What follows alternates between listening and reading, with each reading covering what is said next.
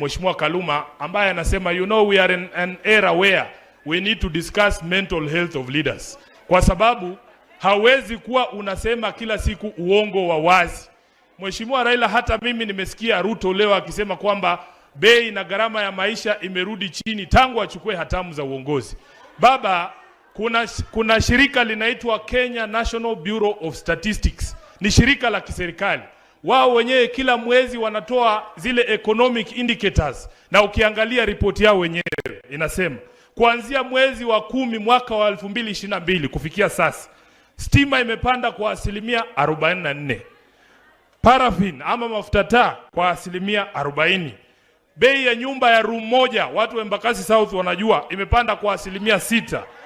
Bei ya mafuta petrol imepanda kwa 22%. Bei ya diesel imepanda kwa shilingi kwa 26%. Mheshimiwa Ruto anaishi nchi gani?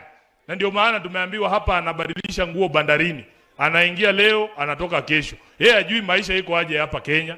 Kwa hivyo nataka tukiwa hapa mseme nyinyi wenyewe, maisha tangu huyu jamaa aijiingize pale ndani imekuwa rahisi ama imekuwa ngumu zaidi?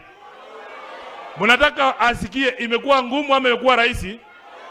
Yeye anaishi kwa dunia yake. Leo hii ameamka baba anasema anataka kuuza mashirika yote ya kiserikali.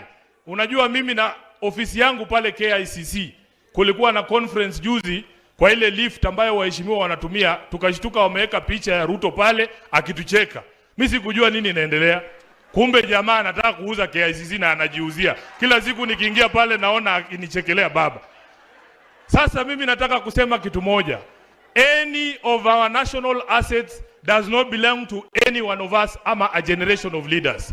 There is no way one generation of greedy leaders can decide to sell national assets without reference to the people. Kama mnataka kuuza hii vitu, muulize hao wananchi.